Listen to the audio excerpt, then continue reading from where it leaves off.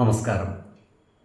വേദാംഗ ജ്യോതിഷത്തിലെ അമൂല്യമായ അറിവുകളും ആധ്യാത്മിക ജ്ഞാന ഉപദേശങ്ങളും പകർന്നു തരുന്ന പ്രശാന്തം ആസ്ട്രോ ചാനലിലേക്ക് ഏവർക്കും സ്വാഗതം. ഈ ചാനൽ ഇതുവരെയും സബ്സ്ക്രൈബ് ചെയ്യാത്തവർ ഇപ്പോൾ തന്നെ സബ്സ്ക്രൈബ് ചെയ്യുക. നോട്ടിഫിക്കേഷൻ ലഭിക്കുന്നതിനായി ബെൽ ബട്ടൺ അമർത്തുമല്ലോ.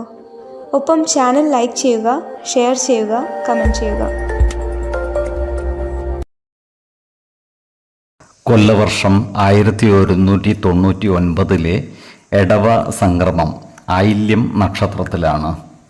എടവം 1-ാം തീയതിയിലെ ഗ്രഹനില അനുസരിച്ച് മേടം രാശിയിൽ ബുധനും ശുക്രനും, എടവത്തിൽ സർവേശ്വരകാരകനായ വ്യാഴവും ആദിത്യനും, കർക്കിടകത്തിൽ ഗുളികനും, ചിങ്ങം രാശിയിൽ ചന്ദ്രനും, കന്നിയിൽ കേതുവും, കുംഭം രാശിയിൽ ശനിയും, മീനത്തിൽ കുജനും രാഹുവും സ്ഥിതി ചെയ്യുന്നു.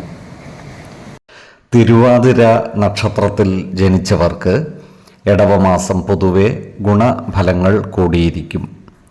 ഈ നക്ഷത്രക്കാരുടെ ജോലിയുമായി ബന്ധപ്പെട്ടുള്ള പ്രശ്നങ്ങൾക്ക് പരിഹാരമാകുന്നതാണ്.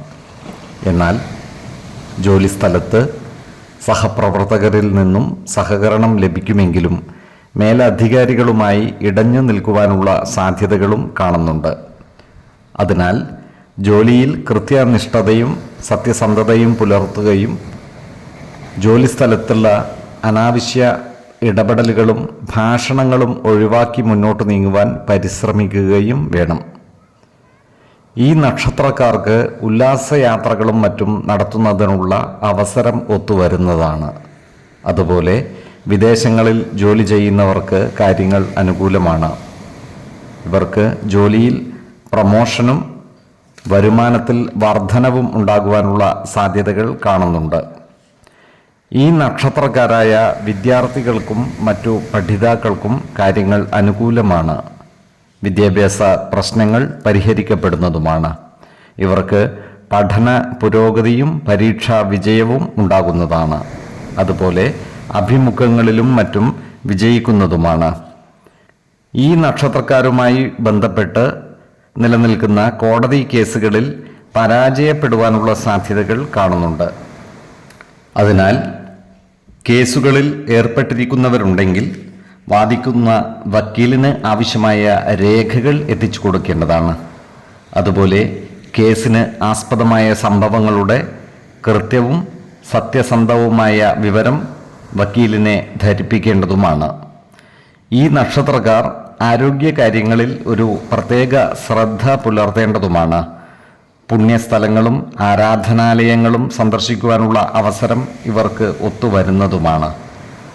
ഏതൊരു കാര്യം ചെയ്യുമ്പോഴും 2 വട്ടം ആലോചിച്ചു മുന്നോട്ട് നീങ്ങുന്നതാണ് ഗുണകരമായിരിക്കുക. 7, 19, 30 തീയതികൾ അനുകൂലവുമാണ്. ഈ നക്ഷത്രക്കാർ ജനിച്ച സമയത്തെ അടിസ്ഥാനമാക്കിയുള്ള ജാതകത്തിലെ ലഗ്ന രാശിയുടെയും ലഗ്ന അധിപന്റെയും സ്ഥിതിയും ശുഭപാപ ഭാവങ്ങളുടെ സ്ഥിതിയും ഓരോ രാശിയിലെയും ഗ്രഹങ്ങളുടെ സ്ഥിതിയും അനുസരിച്ച് ഇവരുടെ പൊതുഫലത്തിൽ ഏറ്റക്കുറച്ചിലുകൾ ഉണ്ടാകുവാനിടയുണ്ട്. കുടുംബ ദേവതകളെയും ഇഷ്ട ദേവതകളെയും ഉപാസിക്കുന്നത് ഇവർക്ക് ആയുരാരോഗ്യ സൗഖ്യമേകും. ഇഷ്ടദേവതാ മന്ത്രം 108 തവണ ദിനംതോറും ലിഖിത ജപം ചെയ്തു വരുന്നത് ഇവർക്ക് സർവ ഐശ്വര്യങ്ങളുമേകും. നല്ല വ്യക്തി സാധനകളോടെയും ഉപാസനകളോടെയും മുന്നേറിയാൽ സർവേശ്വരാനുഗ്രഹത്താൽ ഇവരുടെ സർവകാര്യങ്ങളും മംഗളകരമാകും. നന്ദി, നമസ്കാരം. ജ്യോതിഷരത്നം പ്രശാന്ത് കണ്ണോം.